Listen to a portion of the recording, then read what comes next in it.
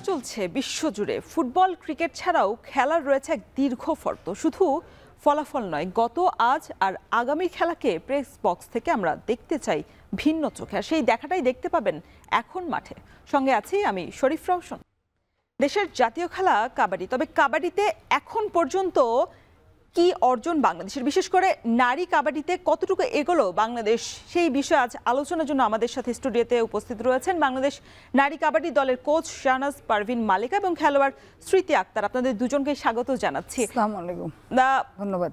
গতকালই শেষ হলো বিশ্বকাপ নারী কাবাডি। এই যে দ্বিতীয় আসর, বাংলাদেশে একটা মানে গর্ববোধ করার মতো যে দ্বিতীয় আসরটিতে আমরা স্বাগতিক হতে পেরেছি। তবে অর্জনের দিক থেকে কি আমরা আসলে গর্ববোধ করার সুযোগ আছে আমাদের? কারণ বলা হচ্ছে যে আমাদের জাতীয় খেলার কাবাডি, সেক্ষেত্রে আমরা কতটুকু এগোলাম, বা আমরা বারংবার এই যে ব্রোঞ্জ আর মেডেলের মধ্যে আমাদেরকে সবসময় আটকে থাকতে হচ্ছে, স্বর্ণ বা রৌপ্যর মধ্যে যেতে পারছি না, এই জায়গাটাতে আসলে আমাদের আফসোসের জায়গাটা কতটুকু? আসলে এটা আফসোস করার মতো কিছু নেই। বাংলাদেশের জাতীয় খেলা কাবাডি, যদিও আপনারা দেখেছেন ইন্ডিয়ার ওদের অনেক প্লেয়ার, আমাদের দেশে আসলে সেই রকম প্লেয়ার উঠে আসতেছে না। বা দেখছেন যে আমাদের তারুণ্য উৎসব থেকে কিছু প্লেয়ার বাছাই করা হয়েছে, যেহেতু আমাদের বাংলাদেশের মেয়েরা কাবাডি খেলতেছে, আমাদের ব্রোঞ্জ মেডেল আছে। আসলে অনেকেই ভাবে যে আমরা কেন গোল্ড পাই না বা গোল্ডের জন্য লড়তে পারি না। আসলে সেটা না। আমরা কিন্তু আপনি দেখছেন চাইনিজ টাইপের সাথে খেলা, তারপর আমাদের মেয়েরা উগান্ডার সাথে খেলছে, ওরা অনেক ভালো খেলেছে। কিন্তু আসলে আমাদের যে প্র্যাকটিস আমরা যেটা করি, ইন্ডিয়াতে দেখেন আপনার মানে প্রতি বছরই ওদের টুর্নামেন্ট হয়, ওদের অনেক স্পন্সর, ওদের এত পরিমাণ স্পন্সর যে ওদের সারা বছরই আপনার লিগ হয়। আমাদের দেশে আসলে সেটা নেই।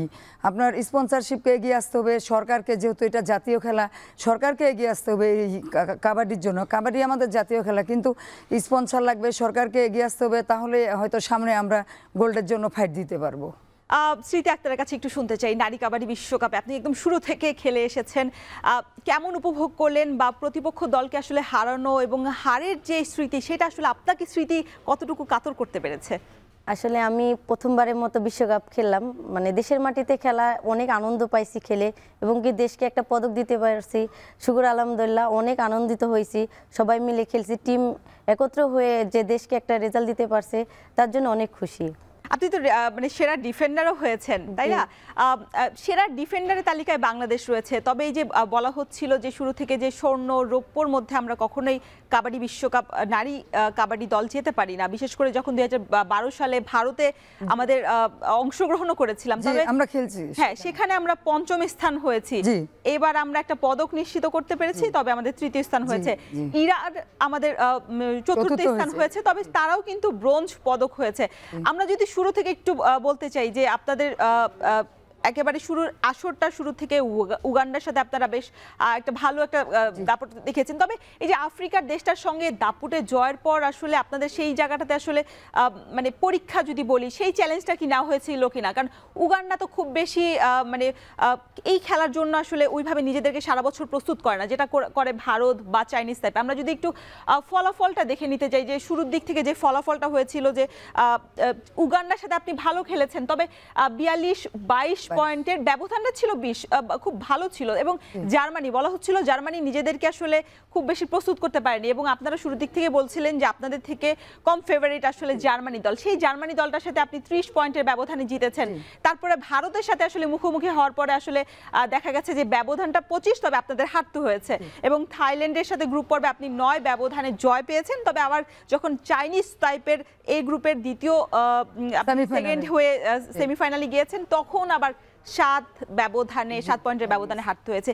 এই যে যদি বলি যে এই যে আপনাদের পয়েন্টের এই অবস্থা, বা এই যে মানে জয় পরাজয়ের একটা ব্যাপার, সেটা নিয়ে আসলে কিভাবে আপনি বিশ্লেষণ করবেন? আপনি তো কোচ, শুরু থেকে একদম আপনি মেয়েদের সাথে। আসলে চাইনিজ টাইপের যে খেলাটা আপনারা দেখছেন, সবাই দেখছে, তো আসলে টেকনিক্যালের দিক থেকে ওরা অনেক এগিয়ে আছে, ফিটনেসের দিক থেকেও। তো আমরা আসলে যতটুকুই প্র্যাকটিস করছি, একটা কথাই বললাম যে আমাদের আসলে প্লেয়ারের একটু সংকট আছে। সব কিছু মিলে আমাদের মেয়েরাও ভালো খেলছে। এর আগে এশিয়ান গেমসে কিন্তু আপনার চাইনিজ টাইপ দেখছেন যে ইন্ডিয়া আর চাইনিজ টাইপ আপনার ফাইনাল খেলছে এশিয়ান গেমসে। তো ওই দিক থেকে ওরা তো অনেকটা এগিয়ে আছে। আর যখন একটা টিম পদক পায়, তখন ওদের আগ্রহটা আরও বেড়ে যায়। যেমন আমরা এবার তৃতীয় হয়েছি, আমাদের মেয়েরা ইনশাল্লাহ আগামীতে চেষ্টা করবে আরও ভালো করার, হয়তো গোল্ডের জন্য আমরা ফাইট দিব।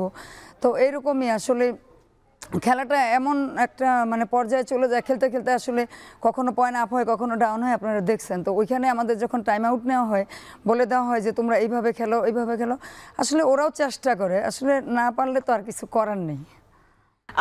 স্মৃতি, 2012 সালের পর দীর্ঘ অনেক বছর পর 2025 সালে আবারও বিশ্বকাপ শুরু মানে আয়োজিত হয়েছে।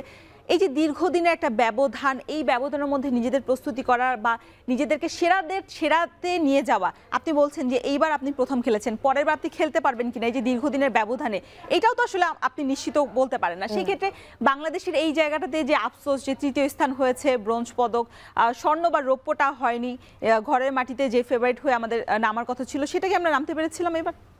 আসলে আমরা অনেক চেষ্টা করছি যে আমরা ফাইনাল খেলবো। আমরা আপনার হচ্ছে ওরা চাইনিজ তাইপে হচ্ছে অনেক ভালো একটা টিম, যা আমরা হচ্ছে ওদের টেকনিকের কাছে একটু হার মানছি, কিন্তু আমরা অনেক ভালো ফাইট দিয়েছি চাইনিজ তাইপের সঙ্গে, এবং নেক্সট টাইম আমরা চেষ্টা করব স্বর্ণের জন্য লড়াই করার জন্য। মানে এখানে দেখা যাচ্ছে যে আপনি চ্যাম্পিয়ন হয়েছেন স্বর্ণ ভারত তো গতবারেরও চ্যাম্পিয়ন হয়েছিল, ওরা ব্যাক টু ব্যাক। মোটামুটি ওয়ার্ল্ড কাপে চ্যাম্পিয়ন ছিল 12 সালে, সেখানে আমি অধিনায়ক ছিলাম টিমের, আমিও খেলেছি। তো আমরাও সেমিফাইনালে গিয়ে হারিনি, কোয়ার্টার ফাইনালে 2012 সালে যখন হয়েছিল ভারত জাপানের কাছে আমরা 2 পয়েন্টে হেরে গেছি 18-20। তো তখন অনেক খারাপ লাগছিল, রেফারিও একটু সমস্যা করছিল আমাদের, যার কারণে আমরা ব্রোঞ্জটা পাইনি। তখন ওইখানে থাইল্যান্ড, মানে রেফারি কি ওই দেশের ছিল, ভারতের ছিল, থাইল্যান্ডের ছিল, মানে ওদের সাথে ওদের ভালো মানে সম্পর্ক আর কি। জাপানের কোচ কথা বলতেছিল, আমি দেখলাম এক পর্যায়ে, যে তখনই ভাবলাম যে এরা কি কথা বলতেছে, আসলে আমাদের 4-5টা বোনাস দেয়নি। তো তাতে আমরা কিন্তু হেরে গেছি 2 পয়েন্টে। আসলে ওইখানেও আমরা চেষ্টা করছিলাম জিতার জন্য, কিন্তু পারিনি।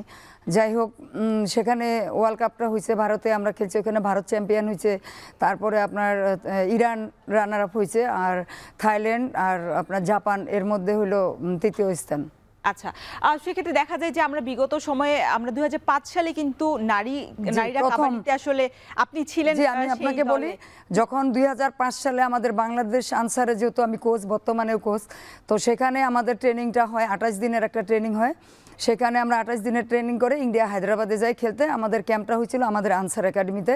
সেখানে আমাদেরই আনসারের 11 জন প্লেয়ার চান্স পায়। তখন বাংলাদেশে আর নতুন করে কোনো প্লেয়ার আসেনি, আমাদেরই আনসারের 11 জন প্লেয়ার চান্স পায়। আমরা ইন্ডিয়া হায়দ্রাবাদে খেলি, তারপরে 2006 সালে আপনার শ্রীলঙ্কা কলম্বোতে। তো এইভাবে আমরা 8 সাল পর্যন্ত খেলে আসতেছি ধারাবাহিকভাবে, আপনার তো খেলতেই আসি 25 সাল পর্যন্ত। আমি 23 সাল পর্যন্ত খেলেছি। তারপরে ক্যাপ্টেন আমি 2008 সাল থেকে জাতীয় দলের ক্যাপ্টেন। তো 23 সালে আমাকে কোচ দেওয়া হয়েছে এশিয়ান গেমসে, যেটা হানজোতে হয়েছে। তারপরে থেকে আমি ধারাবাহিকভাবে কোচ। 25 সালে আমি খেলেছি কোচ হিসাবে, টিমকে নিয়ে গেছি এশিয়ান চ্যাম্পিয়নশিপে, সেখানে ব্রোঞ্জ মেডেল পায় টিম। মেয়েরা অনেক ভালো খেলেছে। আর সোহাগ স্যার সবসময় চেষ্টা করছে আমি এই টিমটাকে কত সুযোগ সুবিধা দিলে ওরা কিভাবে ভালো খেলবে। আসলে আজকে যে আমরা এই যে আমি 3টা মেডেল পাইছি 25 সালে কোচ হিসাবে, Asian championship, youth Asian games এবং ওয়ার্ল্ড কাপ সর্বশেষ যেটা। তো এইখানে আমি বলবো আমাদের কাবাডি ফেডারেশনের যতগুলা কর্মকর্তা, সদস্য, মেম্বার আছে, তার মধ্যে সোহাগ স্যার সেক্রেটারি, উনি অনেক চেষ্টা করছে ওয়ার্ল্ড কাপটা আমরা কিভাবে ঘরের মাটিতে করতে পারবো আমাদের দেশে। ওনার অনেক চেষ্টার ফল কিন্তু আজকে এই ব্রোঞ্জ মেডেল আমাদের। উনি হয়তো, আমি জানি না অন্য কেউ থাকলে এটা হতো কি না, কিন্তু উনি অনেক মানে বুদ্ধি কৌশল দিয়ে যেভাবেই হোক আমাদের এই পদকের পিছনে কিন্তু পুরো অবদানটাই ওনার। আর যারা আমাদের ফেডারেশনের আছে সবার দিক থেকে সবাই আমাদেরকে আসলে এই পদকের জন্য সাহায্য করছে। কেউ মাঠ দেখছে, কেউ অফিসিয়াল কাজ করছে, কেউ মাঠে বাঁশি বাজাইছে, কেউ বুদ্ধি পরামর্শ দিছে। আর আমরা কোচরা তো টিমের সাথে সারাক্ষণই ছিলাম, এইভাবে না এইভাবে খেলবা, এইভাবে খেলতে হবে আমাদের। আপনারা দেখছেন চাইনিজ টাইপ, ওরা আসলে আমাদের পরে আসছে। আমরা চাইনিজ টাইপকে একটা সময় হারাইছি, আমার খুব মনে আছে 2005 সালে এশিয়ান চ্যাম্পিয়নশিপে, 2008 সালে ওইটাও ছিল এশিয়ান চ্যাম্পিয়নশিপ 2008 সালে, সেখানেও আমি অধিনায়ক ছিলাম। তো ওরা আমাদের কাছে কিন্তু আগে হারে গেছিলো, তারপরে এখন আস্তে আস্তে ওরা উঠে আসতেছে। তো যাই হোক, আমাদের মেয়েরা অনেক ভালো খেলছে দেশের মাটিতে। ব্রোঞ্জ মেডেল পাওয়াটাও অনেক টাফ। এখানে আপনার আরও তো অনেক টিম আসছে, ওরাও তো পারতো ব্রোঞ্জ মেডেল পাইতে, কই ওরা তো পায়নি। তা ওই দিক থেকে আমি বলবো আমাদের মেয়েরা আমরা যতটুকু সুযোগ সুবিধা পাইছি আলহামদুলিল্লাহ অনেক ভালো। আমরা কেন বলছি, কারণ আমাদের জাতীয় খেলা হচ্ছে কাবাডি। একদম শুরু থেকে গ্রাম পর্যায়ে থেকে যদি ধরা হয় যে নারীরা আসলে নারী, জি আমি আপু বলি আমাদের সমস্যাটা কি, আসলে আমাদের স্কুল কলেজ থেকে বাচ্চারা খেলে আসে না কিন্তু। আর ইন্ডিয়াতে আপনি দেখবেন ওদের ভালো করার মূল কারণটা হচ্ছে যে ওরা স্কুল থেকে বাচ্চাদের কাবাডিটা ছড়িয়ে দিয়ে দিছে সবার মাঝে। আমি হরিয়ানায় 2 মাস ছিলাম, সেখানে দেখলাম যে ওরা মাটিতে প্র্যাকটিস করতেছে, একটা 4 বছরের বাচ্চা। তো স্কুলের যে বাচ্চাগুলো সবাই সকালে ভোরে উঠে চলে আসে, ওরা একদম প্রায় 7টা থেকে 9টা পর্যন্ত প্র্যাকটিস করে। আমরা ওইখানে প্র্যাকটিস করছি, আমাদের সাথেও আসে ওরা প্র্যাকটিস করছে, ছোট ছোট বাচ্চারা, দেখে অনেক ভালো লাগলো। তখন ভাবলাম যে ওদের এত প্লেয়ার কিভাবে তৈরি হয়, স্কুল কলেজ থেকে উঠে আসে ওরা।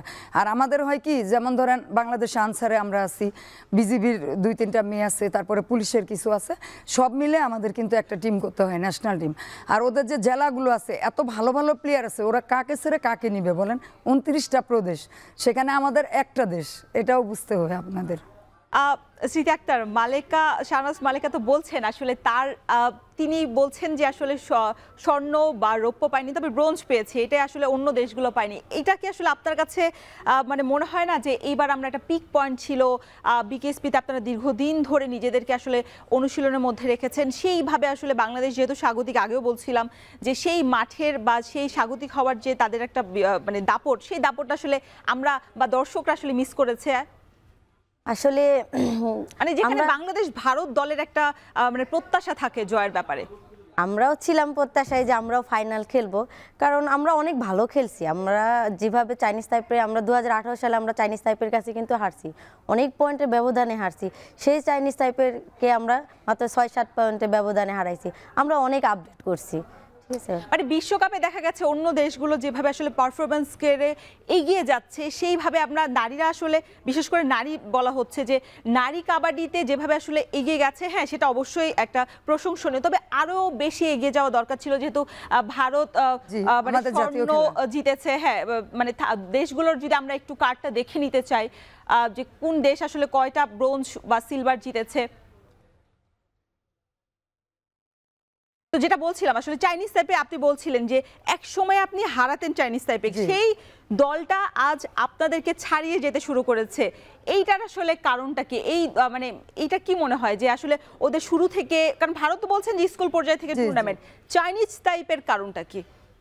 আসলে যেহেতু আমরা তো চাইনিজ তাইপে কখনো যাইনি, ইন্ডিয়াতে গেছি, দেখছি, এই জন্য বলতেছি। কিন্তু চাইনিজ তাইপে আসলে হয়তো ওদেরকে ওইভাবেই তৈরি করতেছে ফেডারেশন, যে আর ওরা খেলাটা আসলে টেকনিক্যাল থেকে অনেক এগিয়ে আছে। তো আমরা আসলে আমরাও যে খুব খারাপ তা কিন্তু না। আপনি কিন্তু দেখছেন যে আমাদের গেমটা যে হচ্ছে চাইনিজ তাইপের সাথে, সেখানে কিন্তু আমাদের বেশি ব্যবধান ছিল না। যাই হোক, আপনার টেকনিক্যাল দিক থেকে একটু পিছিয়ে গেছি বা মেয়েরা বুঝতে পারেনি। যদি মাথা ঠান্ডা করে খেলতো অবশ্যই আমরা চাইনিজ তাইপকে এবার ধরে দেওয়ার মতো আমাদের সুযোগ ছিল। সেই ক্ষেত্রে আমি বলবো আমরাও অনেকটা এগিয়ে গেছি, যে চাইনিজ তাইপ শুধু এগিয়ে নেই, আমরাও এগিয়ে গেছি। আমরা আসলে কতটুকু এগিয়েছি এইবারের বিশ্বকাপ দেখে কি মনে হয়েছে স্মৃতি আক্তার? আমরা অনেকখানি এগিয়েছি, কারণ হচ্ছে আমরা বললাম আপনাকে একবার যে আমরা 2018 সালে অনেক পয়েন্টের ব্যবধানে কিন্তু আমরা চাইনিজ তাইপের কাছে হারছি। সেইখানে আমরা চাইনিজ তাইপের সঙ্গে হাফ টাইম পর্যন্ত আমরা ভালো বিট দিছি, 8 আর 9 পয়েন্ট পর্যন্ত ছিল। তারপরে এক সময় আমাদের পয়েন্ট কিন্তু আপ ছিল, হাফ টাইমের পরে এক সময় আমাদের পয়েন্ট আপ ছিল, কিন্তু কিছু টেকনিক্যালি যেরকম আমরা একজন ধরতে গেলে 2-3 জন চলে যাই, এর মাধ্যমে পয়েন্টটা ওরা এগিয়ে গেছে। টাইমটাও শর্ট ছিল, ওর জন্য একটু টাফ হয়ে গেছে আমাদের জন্য। মানে দেখা গেছে যে এইবারের আসর থেকে আমরা হচ্ছে একটা ব্রোঞ্জ, আর আপনি সেরা ডিফেন্ডারের একটা পদক পেয়েছেন, মানে এটাই আসলে আমাদের আশ্বস্ত হওয়ার জায়গা। মানে আরো মোস্ট ভ্যালুয়েবল দেখা গেছে যে ভারতের সঞ্জু দেবী যিনি আছেন, তিনি নিয়ে গেছেন, চাইনিজ টাইপের একজন আছেন যিনি খেলেছেন। সেই ক্ষেত্রে আসলে আমাদের প্রত্যেকটা জায়গায় আসলে আমাদের ওইখানে ক্লিক করার সুযোগ ছিল কিনা এই বিষয়ে আমরা আলোচনা করব, তবে আপনাদেরকে এখানে থামাতে হচ্ছে। দর্শক কথা বলছিলাম বাংলাদেশের কাবাডিতে নারীদের পথ কতটা মসৃণ হলো, কতটা এগোলো বাংলাদেশ নারী কাবাডি দল। এ নিয়ে আমাদের সাথে অতিথি হিসেবে আছেন শাহনাজ পারভীন এবং খেলোয়াড় স্মৃতি আক্তার। স্মৃতি আক্তার, বিরতিতে যাওয়ার আগে একটা প্রশ্ন করেছিলাম আপনাকে যে এইবারের আসরে আমাদের যতটা এগিয়ে যাওয়ার কথা ছিল তার থেকে আমরা কতটুকু পেয়েছি, বিশেষ করে আমরা একটা সেরা ডিফেন্ডার আপনি হয়েছেন, আর একটা পদক আমরা জিতেছি, ব্রোঞ্জ পদক।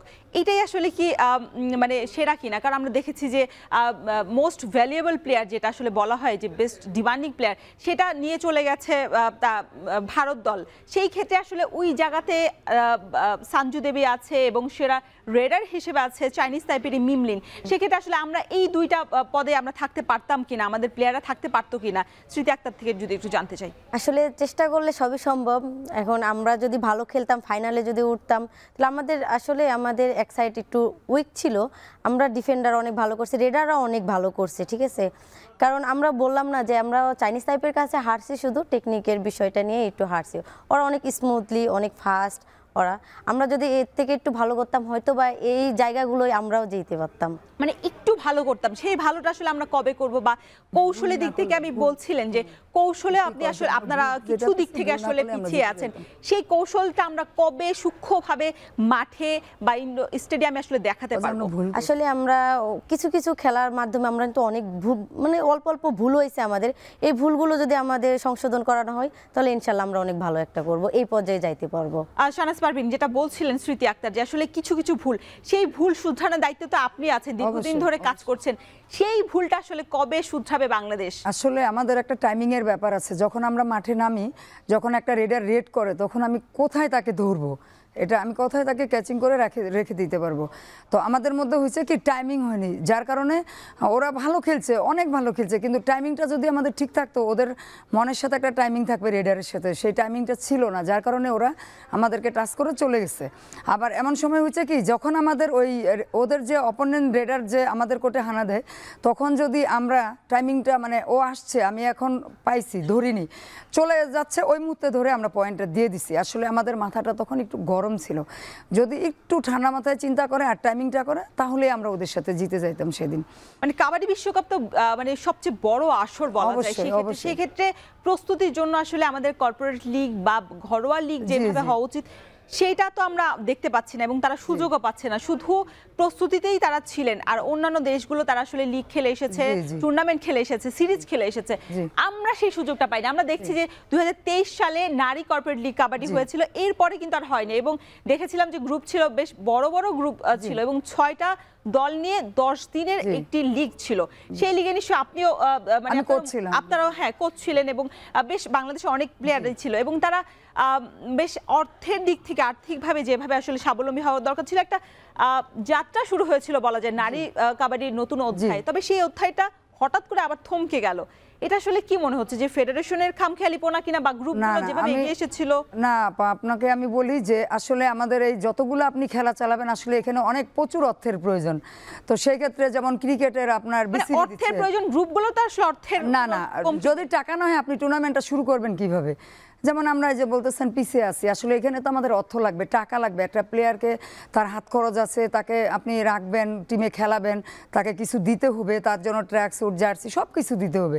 তো অবশ্যই অতটা আমাদের, আমি মনে করি কাবাডিতে অনেক কিছু, কারণ আপনার ক্রিকেটে দেখেন ওদের বিসিবির আছে, টাকা আছে, ফিফার ফুটবলে আছে, কিন্তু আমাদের তো আসলে সেটা নাই, আমাদের ফেডারেশনকে দিয়ে চলতে হবে। তো আসলে একজন সেক্রেটারির পক্ষে তো সম্ভব না, যদি সরকার এগিয়ে না আসে, যদি স্পন্সর না এগিয়ে আসে। তো আমরা চাচ্ছি যদি স্পন্সর এগিয়ে আসে আর সরকার যদি জাতীয় খেলার দিকে দৃষ্টি দেয়, তাহলেই আমরা সামনের দিকে আরো ভালো করব।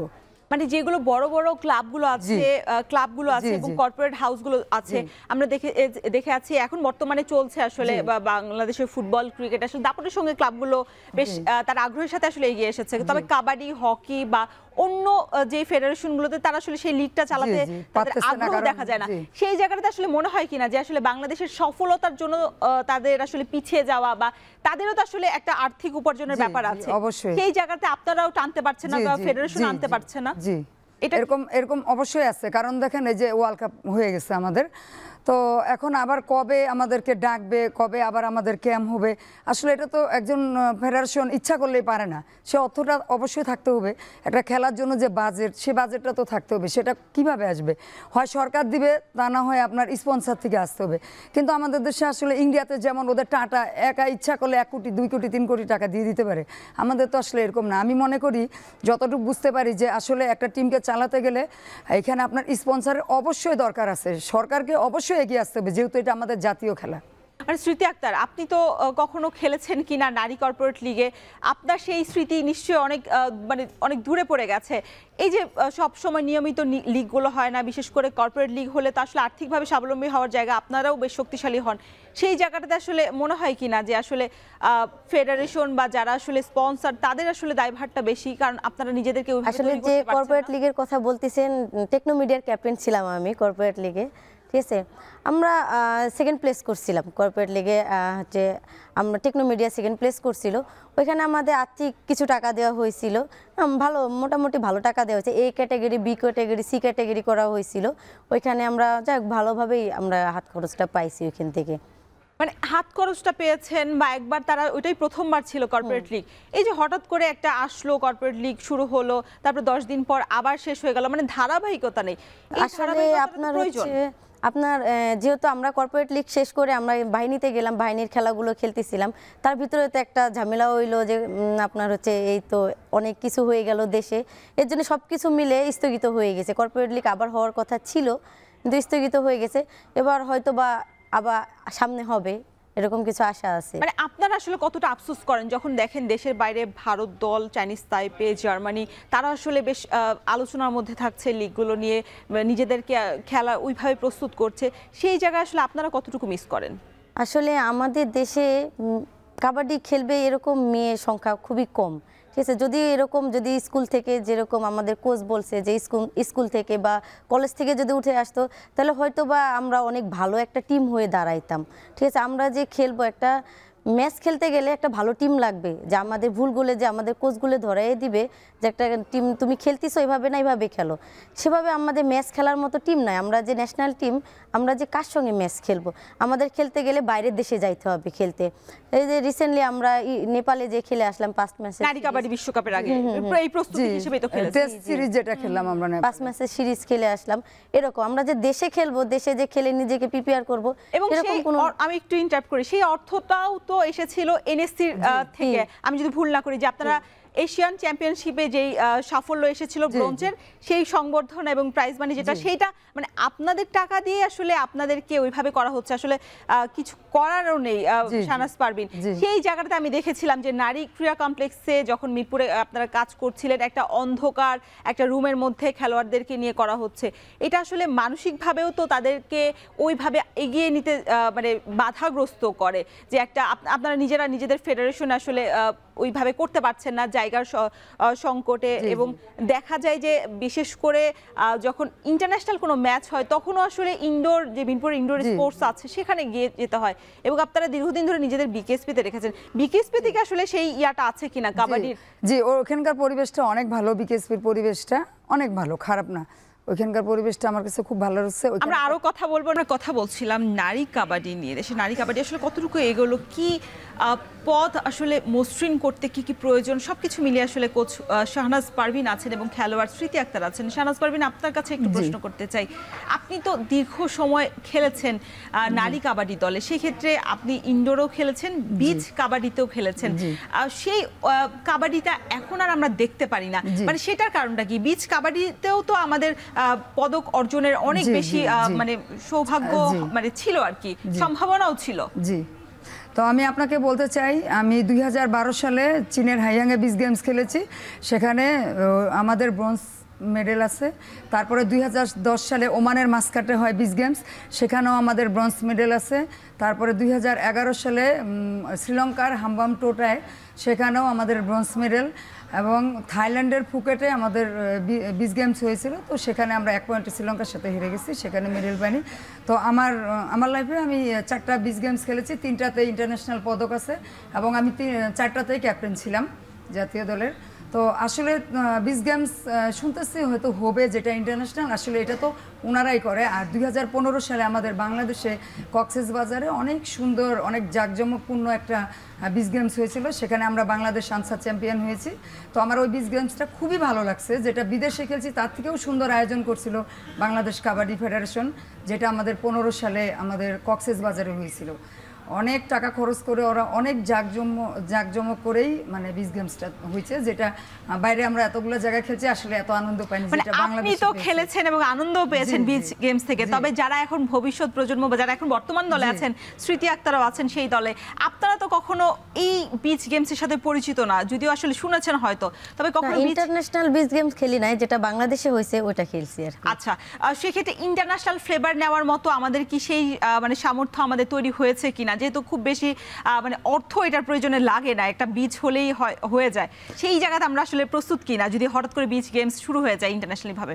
আসলে বিচ গেম তো আমি ইন্টারন্যাশনাল বিচ গেমস খেলি নাই কখনো, এই সম্পর্কে ধারণা আমার সঠিক নাই, আমার কোচ বলতে পারবে এই সম্পর্কে, কিন্তু যদি হয়তোবা হয় তাহলে হয়তোবা হবে। আচ্ছা শাহনাজ পারভীন, আমরা বলছিলাম যে আপনার বেশ অভিজ্ঞতা রয়েছে সেই জায়গার ক্ষেত্রে, বিচ গেমস থেকে শুরু করে আপনি বলছিলেন যে একটা মানে সার্ভিসের যারা আছে তাদের নিয়ে একটা বিচ গেমস হয়েছিল, সেই ক্ষেত্রে সার্ভিসের ওই জায়গাটাতে আসলে কি আমরা শক্তিশালী কিনা, লিগ থেকে শুরু করে ওই জায়গাটাতে, এই যে সার্ভিসের বাহিরেও আসলে আমাদের এই কাবাডিটাকে আরো ছড়িয়ে দেওয়ার সুযোগ আছে কিনা ফেডারেশনের হাত ধরে? জি অবশ্যই আছে, যদি এখনো হয় আমাদের বিচ গেমস, অবশ্যই আমাদের মেয়েরা আছে, ওরা অবশ্যই চেষ্টা করবে ভালো খেলার জন্য। তারপর আমি বলি আমাদের যে বাংলাদেশ আনসার, আমাদের যে ডিজি মহোদয় স্যার, তারপরে আমাদের ডাইরেক্টর শিপাত স্যার, মহিলা অফিসার খুবই ভালো উনি, এবং আমাদের ডিজি স্যার, আমাদের জাকির স্যার স্পোর্টস অফিসার, সবাই চেষ্টা করতেছে যে আমাদের কাবাডিটাকে আমরা কিভাবে ভালো করব, আরো বেশি বেশি প্লেয়ার নিয়ে আমরা কাবাডিটাকে সামনের দিকে এগিয়ে নিতে হবে। তবে যাদের আসলে খেলোয়াড়রা প্রয়োজন স্বাস্থ্য সুরক্ষা, সেই সুরক্ষাটা আসলে আমরা কতটুকু মানে মেনটেন করতে পারছি, বিশেষ করে যখন আমাদের একটা ফেডারেশনের একটা ক্যাম্প চলে প্রায় 4 থেকে 6 মাস, এরপর বাকি 6 মাস তো খেলোয়াড়রা বাসায় বসে থাকে, এরপর ওই জায়গাটা আসলে মেনটেন করা আসলে আমাদের সেই সুযোগটা নাই, যেহেতু আমরা বাহিনীর চাকরি করি, আমাদেরকে হয়তো 15 দিন বা 10 দিন ছুটি দেয়, তারপরে বা ধরেন যে 1 মাস দিল সর্বোচ্চ, তারপরে কিন্তু আবার যার নিজ যারা বাহিনীর চাকরি করে তাদেরকে কিন্তু আবার যায় বাহিনীতে যোগদান করতে হয়, সেখানে আমাদের প্র্যাকটিসটা মোটামুটি চলে, একটা ডিসিপ্লিনের মধ্যে আমাদের থাকতে হয়। স্মৃতি আক্তার, আপনি তো নারী কাবাডি শেষ করেছেন, আজকে থেকে ছুটিতে চলে গেছেন, এই যে কয়েকদিনের ছুটিতে থাকবেন, নিশ্চয়ই ওই জায়গাটা মেনটেন করা হবে না, এবং ফেডারেশনে তো কোনো পুষ্টিবিদ নেই যে আপনাদেরকে একটা মানে খাবারের মেনটেন করে দিবে যে হ্যাঁ এই সময়টা খেতে হবে, সেই জায়গাটাতে আসলে গুরুত্ব মানে হওয়া উচিত কিনা ফেডারেশনে? এটা অবশ্যই হওয়া উচিত, কারণ এই যে আমরা ছুটিতে চলে যাব এখন, আমাদেরকে আর মানে এভাবে যে গাইড দিবে এরকম থাকবে না, আমরা যখন যেটা মন চাইবে তখনই সেটা খেতে হবে। আর যখন আমরা ক্যাম্পে থাকি তখন হয়তো বা মালিকাপুর কথায় আরও কোচ আছে তাদের কথায় এটা খাবা না এটা খাবা, মালিকাপুর তো সবসময় বলে তোমরা দুধ খাও, এটা খাও, এটা খাও, আমরা কিন্তু বাঙালিরা সেরকম খাইতে পারি না। যারা বাইরের দেশের অনেকেই দেখছি যে অনেক মানে হেলদি খাবারগুলো পছন্দ করে, আমরা বেশি স্পাইসি খাবারটাই বেশি পছন্দ করি, আমরা অস্বাস্থ্যকর খাবার খেয়ে যাই, এবং অস্বাস্থ্যকর খাবারটা তো আমাদেরকে আরো বেশি পিছিয়ে দেয়, তাই না, অন্য দেশ থেকে। সেই ক্ষেত্রে আসলে আপনাদের স্বাস্থ্য সুরক্ষা নিশ্চয়ই আরো বেশি আসলে মনোযোগী হতে হবে, এবং ফেডারেশনকে আসলে এগিয়ে আসতে হবে এই জায়গা থেকে, যাতে আপনাদের স্বাস্থ্য সুরক্ষা থেকে শুরু করে প্রস্তুতি সবকিছুতে আসলে পারফেক্ট হয়ে যায়। মালিকা এবং স্মৃতি দুজনকে আসলে ধন্যবাদ আমাদের স্টুডিওতে যুক্ত হয়ে এবং আলোচনা করার জন্য। জি আপনাকেও ধন্যবাদ, অসংখ্য ধন্যবাদ। এখন টিভি চ্যানেল সকল কলাকুশলীকে আমার তরফ থেকে আন্তরিক ধন্যবাদ এবং অভিনন্দন। দর্শক, শেষ করছি এখন মাঠে। এতক্ষণ সঙ্গে থাকার জন্য সবাইকে ধন্যবাদ।